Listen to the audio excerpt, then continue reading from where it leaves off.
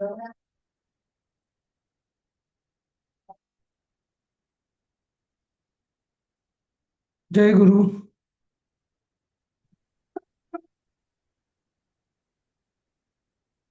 जय गुरु. हा, जय आपला गुरु सर. जय गुरु. चल, कोण म्हणताय पहिले 10 श्लोक?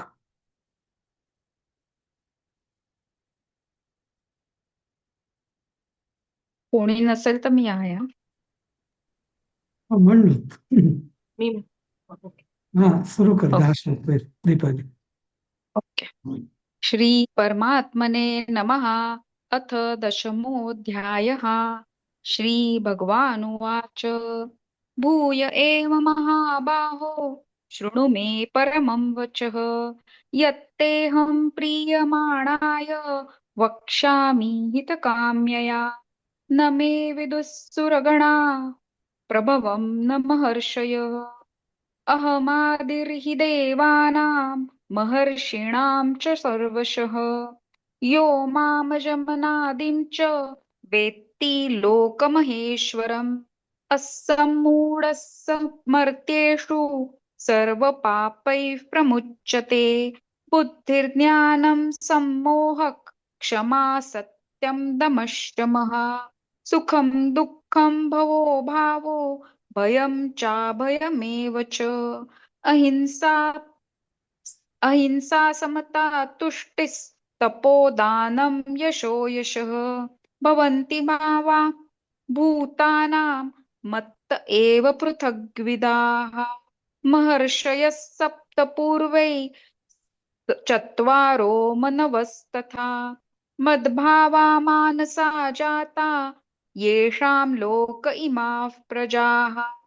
एतां विभूतिं योगं च मम यो वेत्ति तत्त्वतः. सोऽविकम्पेन योगेन युज्यते नात्र संशयः. अहं सर्वस्य प्रभवो मत्तः सर्वं प्रवर्तते इति मत्वा भजन्ते मां बुधा भावसमन्विताः.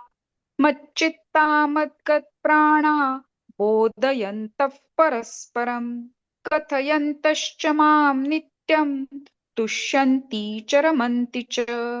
तेषां सततयुक्तानां भजतां प्रीतिपूर्वकं ददामि बुद्धियोगं तं येन मामुपयान्ति ते. हा, पुढचं कोण म्हणेल? मी म्हणू मी सर. म्हणू. हो, देवी म्हणते का? देवी देवी म्हणते. हो.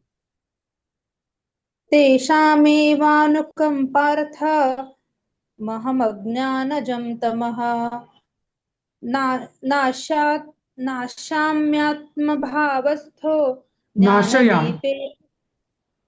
कसं? नाशयाम अच्छा, नाशयाम्यात्म. नाशयाम्यात्मभावस्थो ज्ञानदीपेन भास्वता. अर्जुन उवाच. परं परं ब्रह्म परं धाम पवित्रं परमं भवान् पुरुषं शाश्वतं दिव्यमादिदेवमजं विभुम् आहुस्त्वा मृषयः सर्वे. काय? सर्वे देवर्ष. ऋषय सर्वे नाही, सर्वे ऍक्च्युअली आधी पाहिजे. ब्लॅक मध्ये पाहिजे अच्छा. ते. हा. हा हा. हा. आहुस्सत् आहुस्त. आहुस्सत् ऋषयः सर्वे देवर्षि नारदस्तथा. असितो देवलो व्यासः स्वयं चैव ब्रवीषि मे. सर्वमेवृतं मन्ये यत्मां वदसि केशव. न हि ते भगवन् व्यक्तिं विदुर्देवान् दानवाः. स्वयमेवात्मनात्मानं वेत्थं त्वं पुरुषोत्तम. भूतभवान् भूतेश देवदेव जगत्पते. वक्तुमहर्षशेषेण दिव्या ह्यात्मविभूतयः. याभिर्विभूतिर्भिर्लोका निमान् स्वं व्याप्य तिष्ठसि. कथं विद्यामहं योगिन् सत्वां सदा परिचिन्तयन् केषु केषु च भावेषु चिन्त्योऽसि चिन्त्योऽसि भगवन्मया विस्तारेणात्मनो योगं विभूतिं च जनार्दन. हम्म. हा भूय कथय कथयतृप्तिर्हि शृण्वतो नास्ति मे मृतम्. श्रीभगवानुवाच हन्त ते कथयिष्यामि दिव्या ह्यात्मविभूतयः प्राधान्यतः कुरु श्रेष्ठ नास्त्यन्ति विस्तरस्य मे. अहमात्मा गुडाकेश सर्वभूताशयस्थितः अहमादिश्च मध्यं च भूतानामन्तं च एवत. एवच. हा, कोण म्हणताय पुढचं? सुखदा. हो म्हणते सर. जय गुरु. जय गुरु. आदित्यानामहं विष्णुर्ज्योतिषां रविरंशुमान् मरीचिर्मरुतामस्मि नक्षत्राणामहं शशि वेदानां सामवेदोऽस्मि देवानामस्मि वासवः इन्द्रियाणां मनश्चास्मि भूतानामस्मि चेतना रुद्राणां शङ्करश्चास्मि वित्तेषो यक्षरक्षसाम् वसूनां पावकश्चास्मि मेरुः शिखरिणामहं पुरोधसां च मुख्यं मां विद्धि पार्थ बृहस्पतिं सेनानीनामहं स्कन्दः सरसामस्मि सागरः महर्षिणां भृगुरहं गिरामस्म्येकमक्षरं यज्ञानां जपयज्ञोऽस्मि स्थावराणां हिमालय अश्वत्थः सर्ववृक्षाणां देवर्षीणां च नारदः गन्धर्वाणां चित्ररथः सिद्धानां कपिलो मुनिः उच्चैश्रवसमश्वानां विद्धि मां मृतोद्भव हा, हा. विद्धि विद्ये मा. माममृतोद्भव हा, ममृतोद्भव. हा. उच्चैश्रवसमश्वानां विद्धि माममृतोद्भवम् ऐरावतं गजेन्द्राणां नराणां च नराधिपम् आयुधानामहं वज्रं धेनूनामस्मि कामधुक् प्रजनश्चास्मि कन्दर्प सर्पाणामस्मि वासुकिः अनन्तश्चास्मि नागानां वरुणो यादसामहं पितॄणामर्यमा चास्मि यमः संयमतामहं प्रह्लादश्चास्मि दैत्यानां कालः कलयतामहं मृगाणां च मृगेन्द्रोऽहं वैनतेयश्च पक्षिणां. पुढे म्हणू का सर? हा, कोण? आरतीताई म्हणतायत. हा चालेल. हा.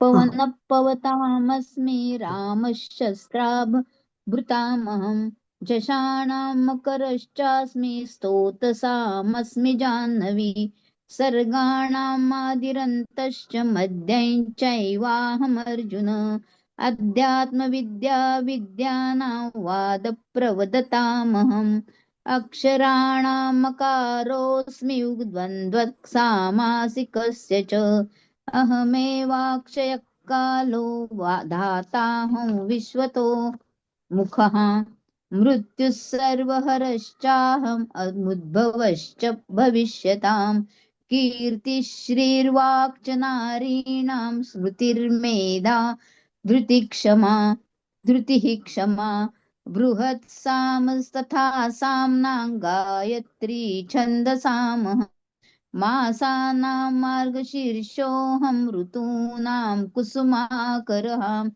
द्यूतैजलच्छलयतामस्मि तेजस्तेजस्विनामहं जयोऽस्मि व्यवसायोऽस्मि सत्त्वं सत्त्ववतामहं वृष्णीनां वासुदेवोऽस्मि पाण्डवानां धनञ्जय मुनीनामप्यहं व्यासः कवीनामुशना कविः दण्डो दमयतामस्मि नीतिरस्मि जिगीषताम् मौनै चैवास्मि गुह्यानां ज्ञानै ज्ञानवतामहं यच्चापि सर्वभूतानां बीजं तदहमर्जुन न तदस्ति विना यस्यान्मया भूतं चराचरं नान्तोऽस्ति मम दिव्यानां विभूतीनां परन्तप एष तु देशतः प्रोक्तो विभूते विस्तरो मया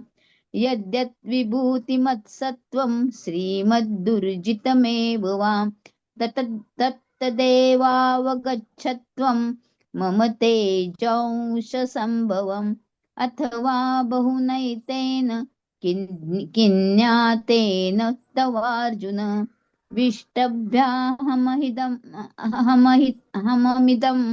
कृष्णमेकांशेन स्थितो जगत् ॐ तत्सदिति श्रीमद्भगवद्गीतासु उपनिषत्सु ब्रह्मविद्यायां योगशास्त्रे श्रीकृष्णार्जुनसंवादे विभूतियोगो नाम 10मोऽध्यायः श्रीकृष्णार्पणमस्तु।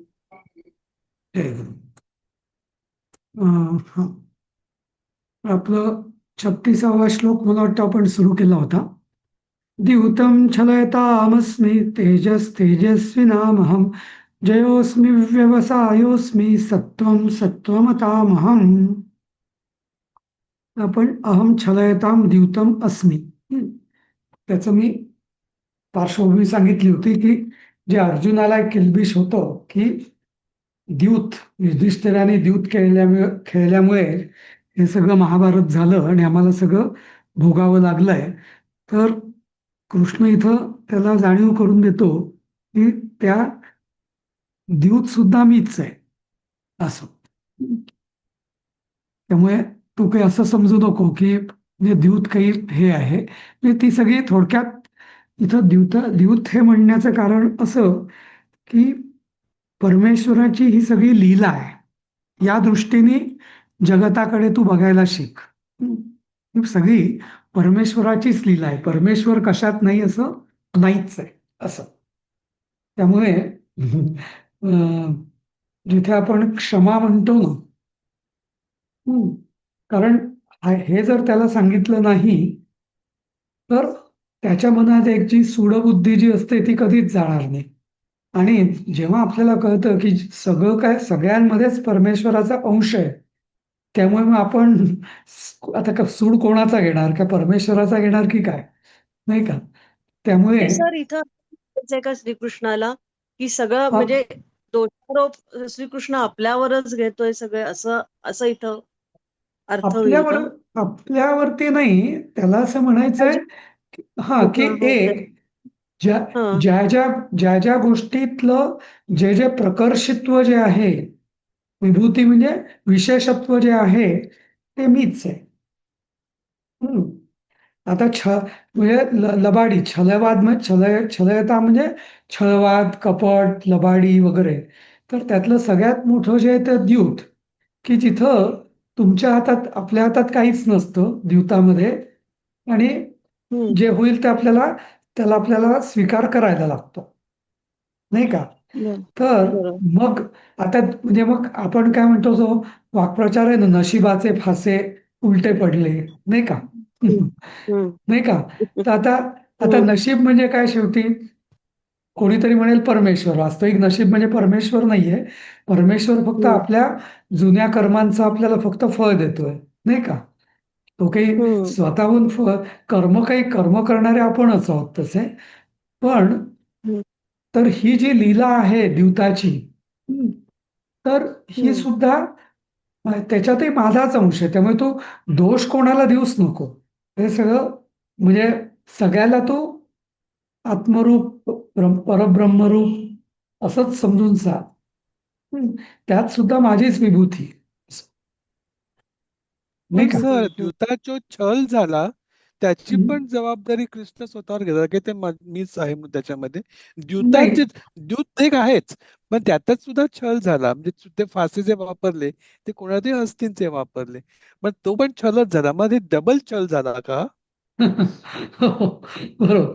म्हणजे पण तरी जनरली आता इथं एक म्हणजे कदाचित आपण असं म्हणू शकतो की युधिष्ठिराचं एक चुकलं की ठीक आहे, तुझा पण होता की तू द्यूताला नाही म्हणणार नाहीस, पण तू निदान जसं आपण मॅच मध्ये म्हणतो, निदान तू चुकीचे नियम किंवा लबाडीतले नियम तरी तू ऍक्सेप्ट करायला नको होतेस, असं तात्पुरतं आपण म्हणू शकतो त्या अर्थाने, नाही का? पण इथं जे मी म्हणतो ना आपण, क्षमा क्षमा म्हणजे काय, की चांगलं वागलं तर कोणी ऍक्सेप्ट करेल, पण समोरचा चुकीचं वागतोय आणि तिथं सुद्धा आपण क्षमाभाव ठेवणं. हम्म. आता चुकीच्या भावामध्ये सगळंच आलं, लबाडी आली, कपट आलं, छल आला, सगळंच आलं, नाही का? तर त्यामुळे हे सगळं, जसं आता आपण त्यांनी म्हटलं कामोस्मी भरतर्षभ, असं पण म्हटलेलं आहे त्यांनी, कृष्णाने, नाही का? म्हणजे काम म्हणजे मीच आहे म्हणून, नाही का? तर काम, आता आपण काम म्हणजे काय, काम क्रोध लोभ मद मोह मत्सर, तर या अर्थातला काम म्हणजे वासना इच्छा, या अर्थाने तो मीच आहे. हं. आणि आपण आधीच्या काही श्लोकांमध्ये बघितलं पण होतं की म्हणजे सगळ्याचा या षड्रिपूंचा मूळ जे आहे ते कामामध्ये आहे म्हणून, नाही का? पण नंतर मग कृष्ण स्वतःच सांगतात की कामोस्मी भरतर्षभ. तर तसंच म्हणजे षड्रिपूंचा जो मुख्य काम, तो सुद्धा भगवान म्हणतात मीच आहे.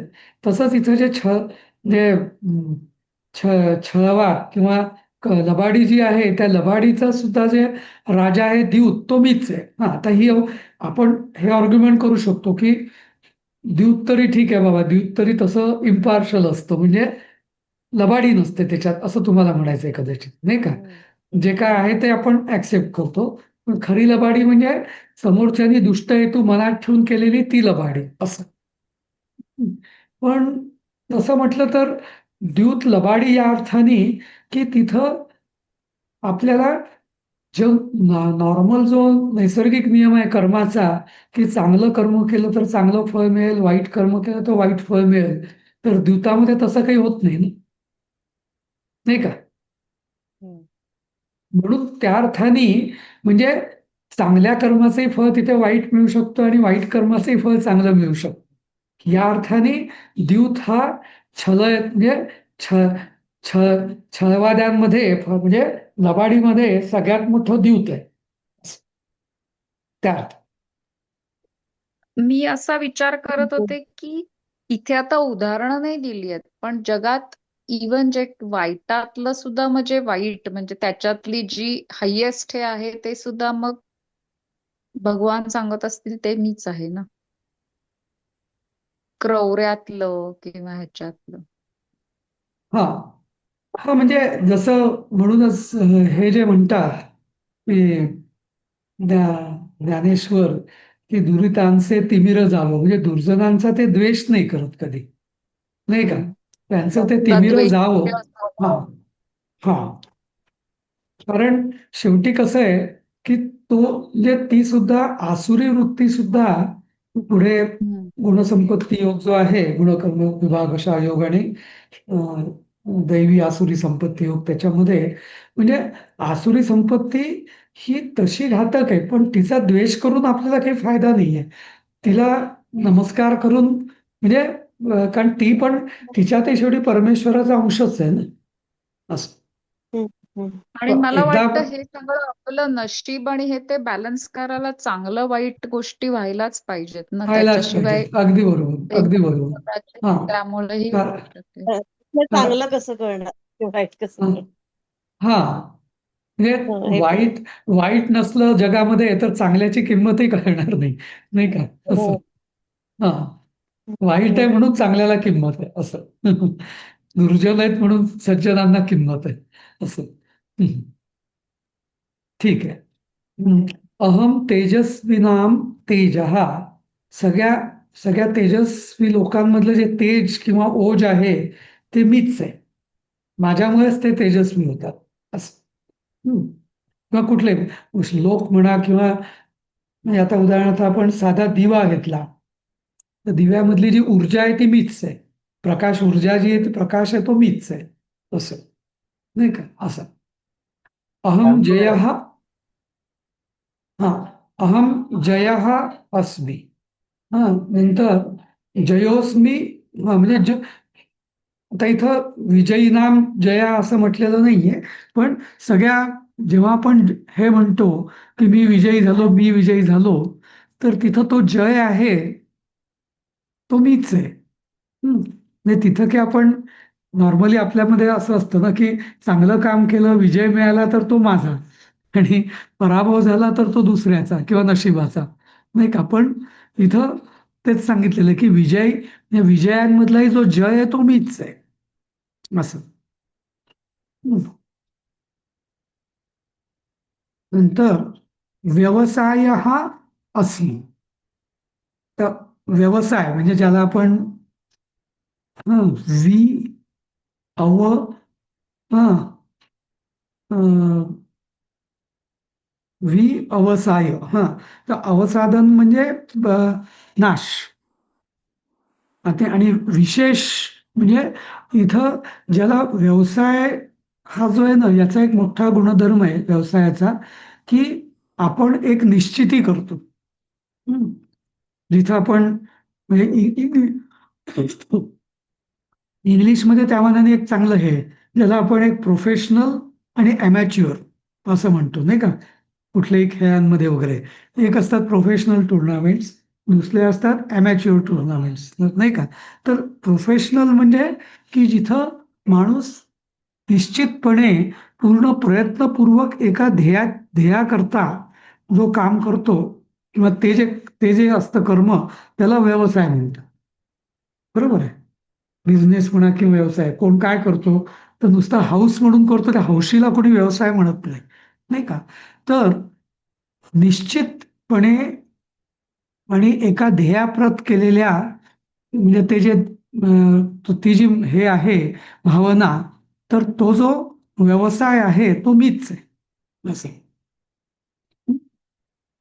म्हणजे हौशी आणि व्यवसाय याच्यातला इथं फरक आपल्याला लक्षात घ्यायला पाहिजे. मग हा अर्थ निश्चित करतो की जी निश्चित करणारी जी भूमिका आहे ती मीच आहे व्यवसायी लोकांमधली असं.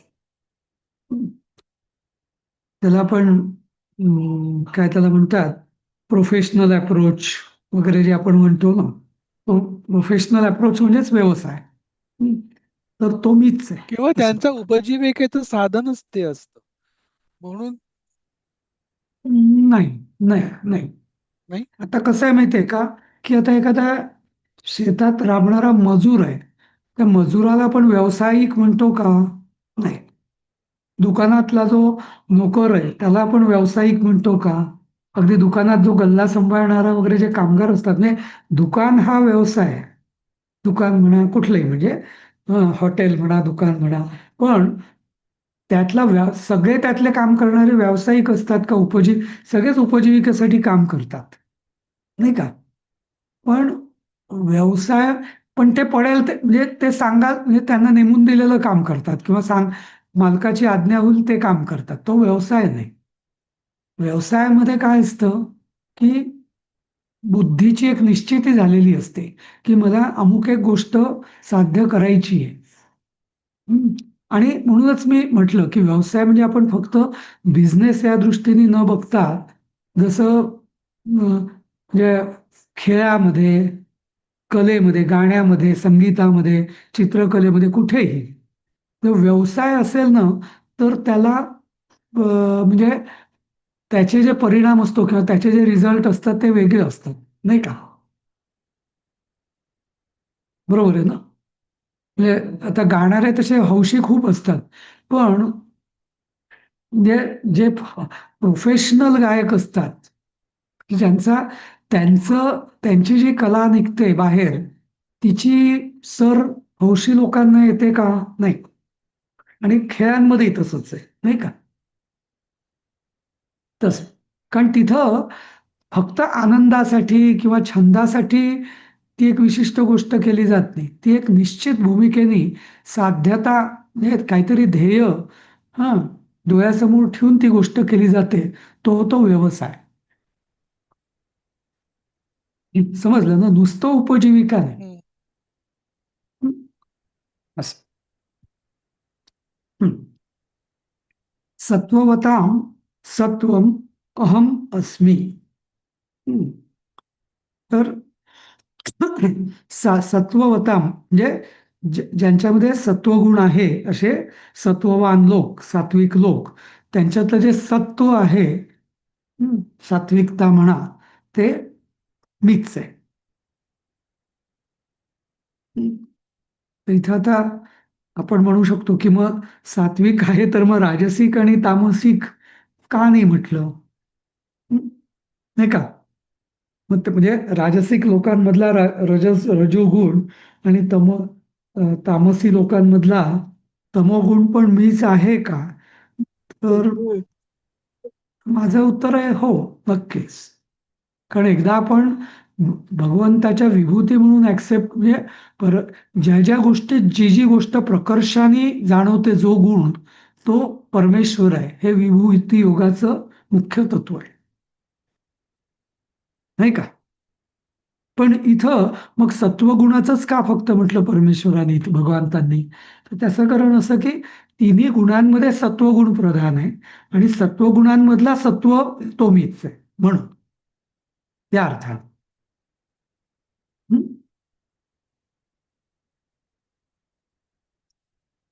ठीक आहे. म्हणजे तो वृष्णीनाम आत्मा पण असं की म्हणून वाईटातलं का वाईट आपण पण मी आहे आणि हा सर चांगल्यातलं चांगलं पण मी आहे असं म्हणायचं असेल. नाही हो म्हणजे सत्वगुण आदर्श ठेवायचा म्हणून ते असं म्हटलं जसं गेलंय का द्यूत की इथे म्हटलं ना, द्यूत म्हणजे किती सत्वाचे वाईट आहे.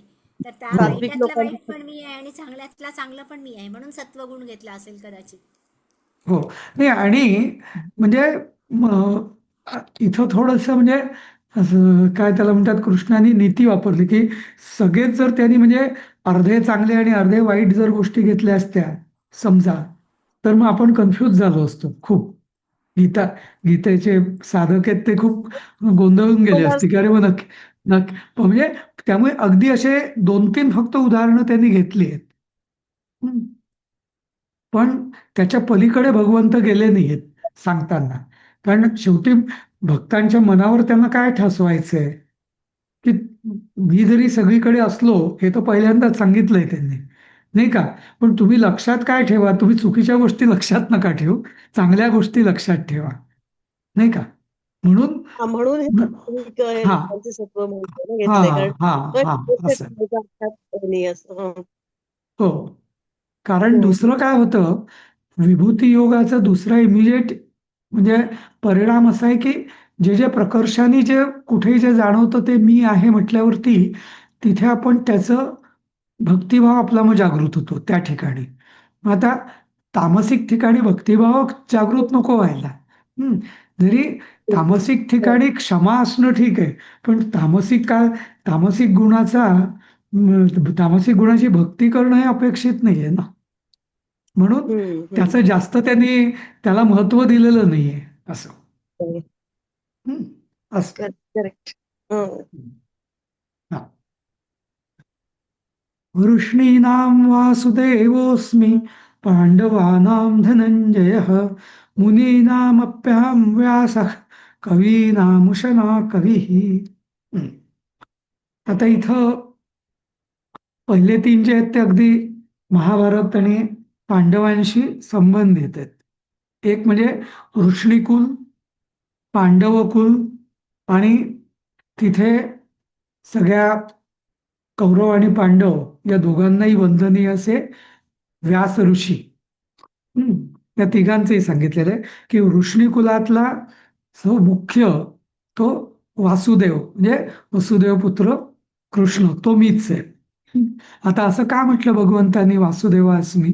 तर याचं कारण असं की तेव्हा सुद्धा जरी आपल्याला माहिती आहे की उग्रसेन राज्य करणारा होता कंसानंतर, नाही का? किंवा वसुदेव पण हयात होता, पण सगळा वृष्णी कुलामध्ये मान सन्मान कोणाला होता? वासुदेव म्हणजे कृष्णाला. आणि म्हणून जेव्हा कृष्णाला मग म्हणजे म्हणूनच त्याला त्याच्यावर सगळे आक्रमण, जरासंध वगैरे त्याच्यावर आक्रमण करत होते आणि म्हणून मग ते मथुरेहून ते द्वारकेला त्यांनी देशांतर केलं, नाही का? वृष्णी कुलांनी म्हणजे वृष्णी राजांनी सगळ्या कुलांनी असं. त्यामुळे तेव्हा सुद्धा कृष्ण जरी वयाने लहान असला तरी मान सन्मानाच्या दृष्टीने वृष्णी कुलप्रमुख म्हणून कृष्णच होता. म्हणूनच जेव्हा कौरव पांडवांचं युद्ध झालं तेव्हा दोघही यादव कुल किंवा कृष्ण कुलाची मदत मागायला दुर्योधन आणि अर्जुन हे दोघही उग्रसेन राजाकडे नाही गेले किंवा इतर कोणाकडे नाही गेले, ते कृष्णाकडेच गेले, नाही का? कारण त्यांना माहिती होतं की वृष्णी कुलाचं करता वृष्णी कुलाच्या वतीने जो निर्णय घेईल तो कृष्णच असेल, नाही का? तर त्यामुळे वासुदेव जो आहे तो म्हणजे तो मीच आहे असं, त्यांचा वृष्णी कुलाचा प्रमुख या अर्थाने. हम्म. पांडवानां धनंजय हा, आणि तसंच म्हणजे इथं आता पांडव म्हटलेले आहेत, म्हणजे पांडव म्हणजे 5 हे, तर त्याच्यातला धनंजय हा मुख्य. धनंजय म्हणजे अर्जुन. तर आता इथं आपण म्हणू की अर्जुनाला इथं मुख्यत्व का दिलं, भीमाला का नाही, किंवा युधिष्ठिर तर मोठा होता, हम्म, त्याला का नाही दिलं? तर इथं पुन्हा तेच आहे की पांडवांमधला सगळ्यात पराक्रमी कोण, जरी भीम गदायुद्धात प्रवीण असेल वगैरे वगैरे, तरी सगळ्यात पराक्रमी कोण होता तर धनंजय म्हणजे अर्जुन. हम्म. आणि म्हणूनच शेवटी जरी म्हणजे बाकी सगळ्यांनी सहभाग घेतला म्हणजे युद्ध वगैरे, तरी शेवटी सगळे भिस्त ही अर्जुनावरतीच होती, नाही का? त्या अर्थाने जसं आपण म्हणतो की आधीच्या ह्याच्यात म्हटलं की वृष्णीकुल प्रमुख हा वासुदेव, जरी राजा उग्रसेन असला तरी, तसंच पांडवांमध्ये पण धृतराष्ट्र हा तसा, सॉरी धृतराष्ट्र नाही, युधिष्ठिर. युधिष्ठिर हा जरी पांडवांचा ज्येष्ठ भ्राता असला तरी पराक्रमाच्या दृष्टीने धनंजय हाच मुख्य.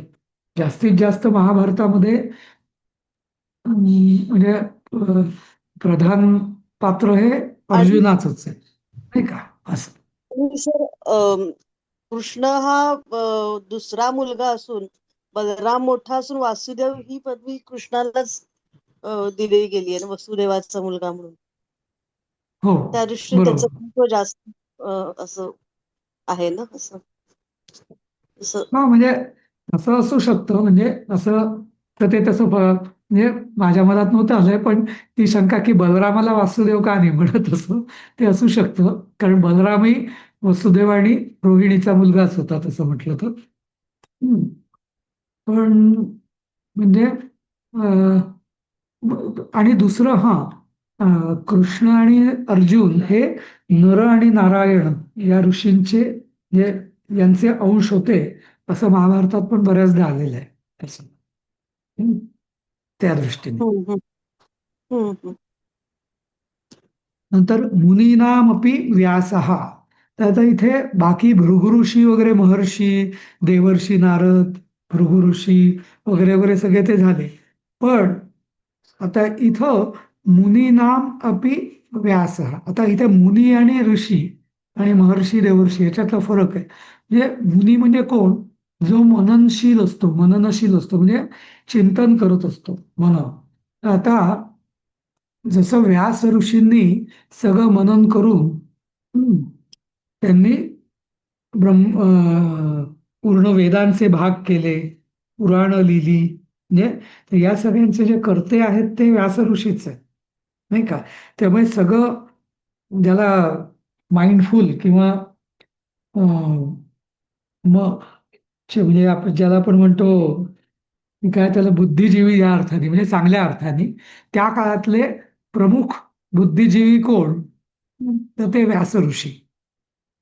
आणि म्हणूनच म्हणजे त्यांना सगळा तो मान होता. म्हणजे म्हणूनच जेव्हा महाभारत युद्धाच्या शेवटी जेव्हा अश्वत्थामा आणि अर्जुन या दोघांचं युद्ध झालं शेवटी, हा, सौप्तिक पर्वामध्ये, आणि त्या दोघांनी मग ब्रह्मास्त्र एकमेकांवर टाकली, पण ती, आणि मग त्यांनी असं झालं की आता हे ब्रह्मास्त्र सगळ्या विश्वाचा विनाश करतील.